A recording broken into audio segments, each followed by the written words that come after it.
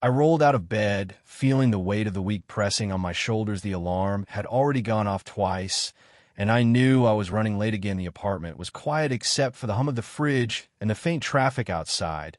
I threw on a wrinkled shirt and jeans, grabbed my bag, and started the coffee machine while scrolling through emails, messages from clients, and a text from Lisa reminding me about dinner tonight with her parents. I sighed, because balancing work and family always felt like a juggling act that I was barely managing at best. The commute was crawling, as usual, traffic moving in slow waves, giving me plenty of time to mentally run through my meetings and phone calls. I tried to remember if I had finished that report from Mr. Donovan last night, but my mind wandered to the argument I had with my brother last week about Dad, and whether I should have called him more often or waited for him to call me first. I parked at the office and walked in, trying to look composed.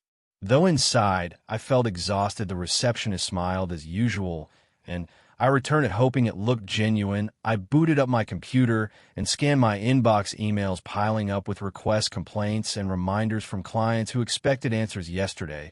I grabbed a quick snack from the vending machine before diving into the chaos. My coworker Rob popped by asking if I was going to the 10 o'clock meeting with a new client. I nodded, pretending to remember what it was about while secretly hoping it wouldn't last too long. The hours passed in a blur. Phone calls, typing emails, scheduling appointments, and answering questions. I kept thinking about lunch, but the office was buzzing with deadlines and gossip. I laughed at some ridiculous comment Rob made about our boss, feeling a brief relief from stress. Afternoon meetings, conference calls, and revising presentations left my eyes aching and shoulders stiff. The office felt smaller with every passing hour, the fluorescent lights casting a harsh glow on everything. I tried calling my brother during a break, but he didn't pick up. Leaving a message made me feel slightly better. Then Lisa called, asking me to pick up wine on the way home because her parents loved red. She reminded me about the pasta sauce too, and I sighed, thinking about stopping by the store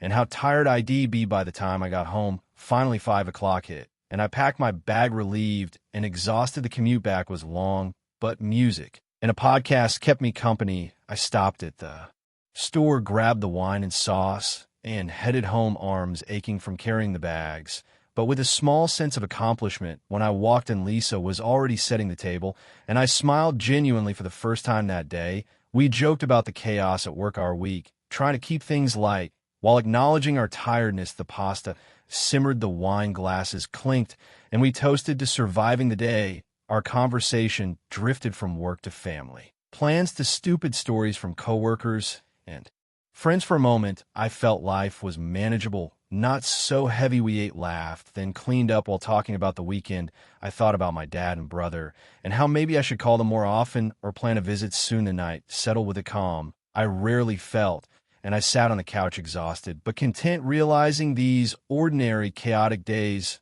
made life feel full, even if stressful, messy, and unpredictable.